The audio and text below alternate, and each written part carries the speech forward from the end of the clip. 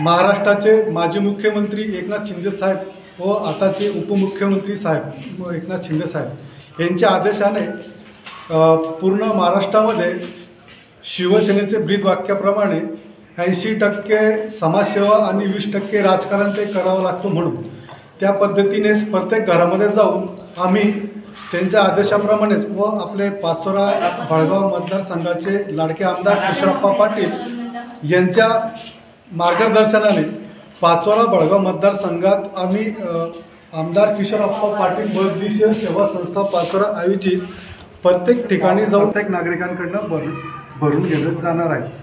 यामध्ये संजय गांधी निराधार, कुटुंब योजना, त्याच्यानंतर बाल संगोपन, रेशन कार्डमध्ये बदल, ज्यामध्ये ज्यांचे नाव ऑनलाईन असतील त्यांचे नाव ऑनलाईन केले जाणार आहेत आणि त्याच पद्धतीने काही नाव दुरुस्ती करायची असणार तर दुरुस्त कोणाला रेशन भेटत नाही आहे, 4 जणांना भेटत नाही, एका जणांना घरच्यांच्या एका कुटुंबातील एका भेटत नाही आहे, अशांनासुद्धा ते तसं नियोजन करून त्याचं नाव त्याच्या अत्युदय योजनेमध्ये आणून त्याला ते घरातील प्रत्येक सदस्याला रेशन आपल्याला त्याचं चालू करण्याचा आपले प्रयत्न चालू आहे।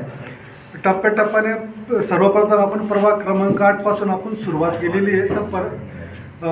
तर प्रभाग क्रमांक 8 मध्ये किमान आपण हा कॅम्प 5 ठिकाणी घेणार आहे। याच्या नुसार पूर्ण प्रभागातील नागरिकांचे आपण जे जे गरजू आहेत त्यांचे आपण फॉर्म भरून त्यांना ह्या योजनेचा लाभ देणार आहे।